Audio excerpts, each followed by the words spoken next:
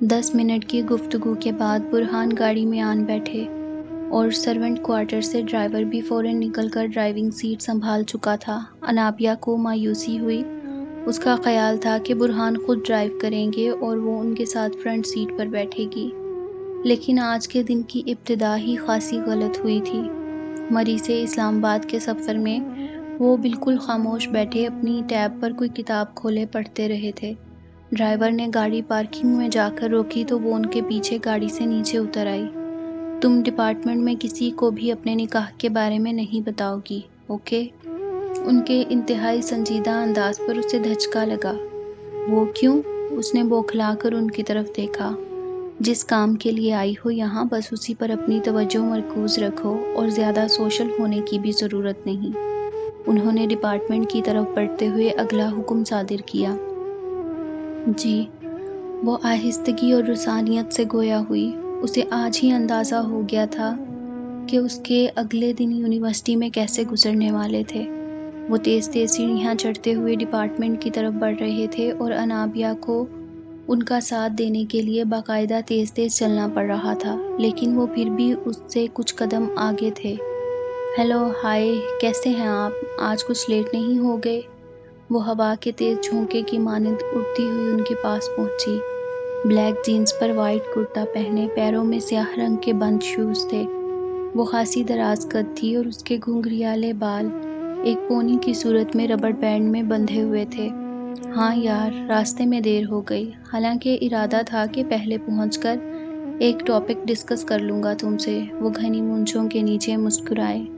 انابیہ نے چونک کر ان کی شکل دیکھی۔ ایسی مسکراہٹ کم از کم میر ہاؤس کے مکینوں کو کبھی دیکھنا نصیب نہیں ہوئی تھی۔ ہو از شی؟ اس لڑکی نے دوستانہ مسکراہٹ کے ساتھ اس کی طرف دیکھا۔ وہ لاشعوری طور پر ان کے بالکل برابر آن کھڑی ہوئی۔ Meet my first cousin, Anabia Khan. Burhan کے ان الفاظ نے اس کی ڈوبتی ہوئی نبض کو زندگی بخشی۔ اوہ، آئی سی، نائس ٹو میٹ یو۔ اس نے ایک دلکش مسکراہٹ اس کی طرف اچھالی اور پھر دوبارہ برہان کی طرف متوجہ ہو گئی۔ آئی تھنک ہمیں اپنا ٹائم ویسٹ نہیں کرنا چاہیے۔ آپ کے آفس میں چلیں یا لائبریری؟ لائبریری، وہاں سے ریفرنس بکس آسانی سے مل جائیں گی۔ برہان نے مسکرا کر جواب دیا اور پھر انابیہ کی طرف متوجہ ہوئے۔ سامنے ڈپارٹمنٹ ہے تمہارا، وہاں چلی جاؤ۔ نوٹس بورڈ پر ٹائم ٹیبل لگا ہوگا، اسے نوٹ کر کے کلاسز لو اپنی، اور آخری کلاس کے بعد کال کر لینا مجھے۔ وہ جلدی جلدی اسے ہدایات دے کر اس لڑکی کے ساتھ مخالف سمت کو روانہ ہو گئے۔ انابیہ کو یوں لگا جیسے کوئی تیز رفتار ٹرین اس کے پرخچے اڑاتی ہوئی اس کے اوپر سے گزر گئی ہو۔ اس کی روح میں ایک ایسا سناٹا اتر آیا تھا جس میں اسے اپنی خواہشیں بیان کرتی ہوئی صاف سنائی دے رہی تھیں۔ تمہیں ضرورت کیا تھی آخر؟ تایا ابا کی گاڑی لانے کی؟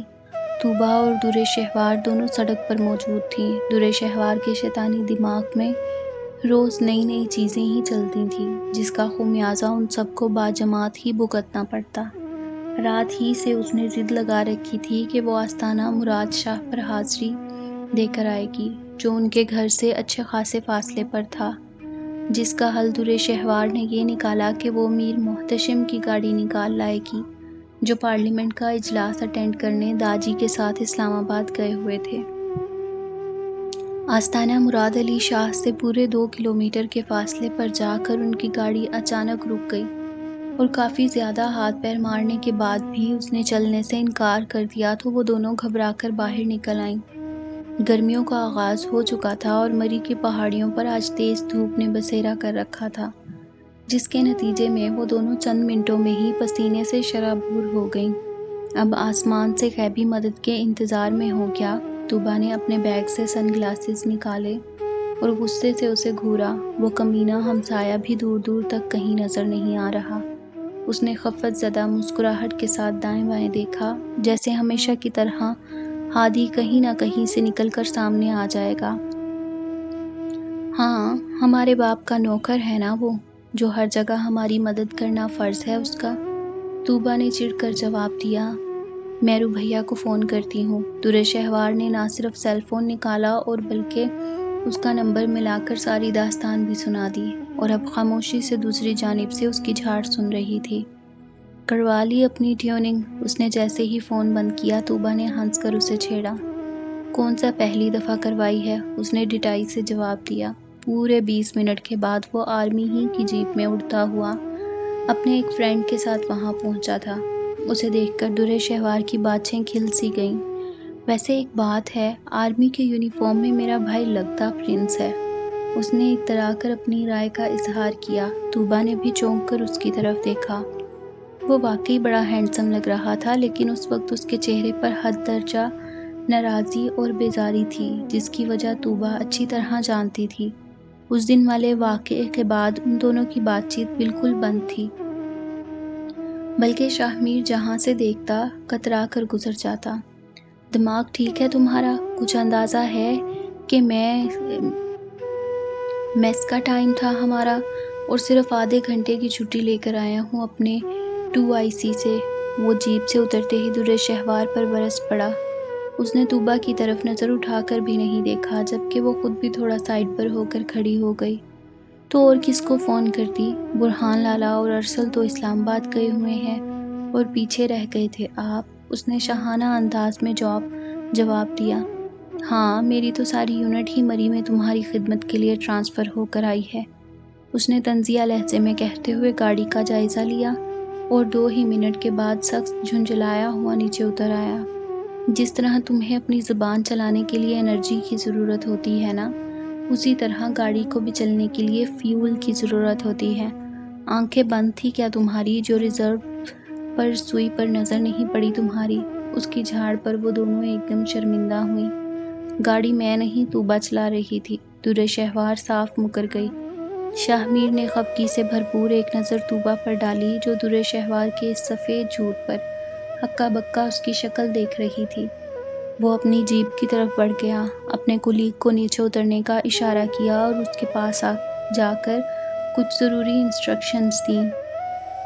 بیٹھو میری جیپ میں، شاہمیر ان دونوں کو کھا جانے والی نظروں سے دیکھتے ہوئے کہا۔ درِ شہوار چھلانگ مار کر فرنٹ سیٹ پر بیٹھ گئی۔ شاہمیر کا ایک دم دماغ گھوم گیا۔ پیچھے جاؤ، تمہارے ابا کی گاڑی نہیں ہے یہ۔ اس کے طنزیہ لہجے پر وہ ڈھٹائی سے مسکرائی اور طوبا کے ساتھ پچھلی سیٹ پر بیٹھ گئی۔ ویسے پاک آرمی کی گاڑی میں بیٹھنے کا اپنا ہی سواد ہے، بندہ خود کو بڑا VIP محسوس کرنے لگتا ہے۔ اس نے طوبا کے کان میں سرگوشی کی جو شاہمیر نے گاڑی چلاتے ہوئے صاف سنی تھی۔ میرے کسی سینئر نے دیکھ لیا تو کتنے سنگین نتائج بھگتنے پڑ سکتے ہیں، اس چیز کا اندازہ نہیں ہے تمہیں۔ اس کا مزاج ہنوز برہم تھا۔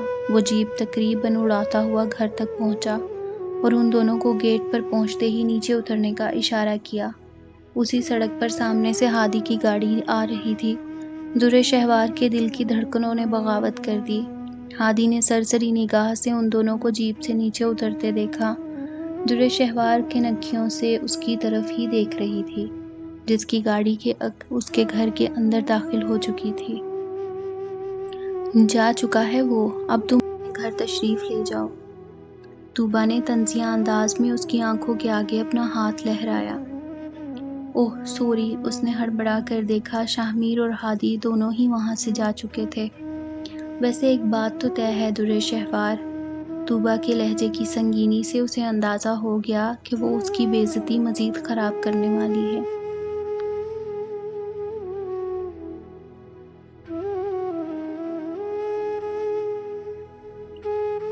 ہادی نے سرسری نگاہ سے ان دونوں کو جیپ سے نیچے اترتے دیکھا۔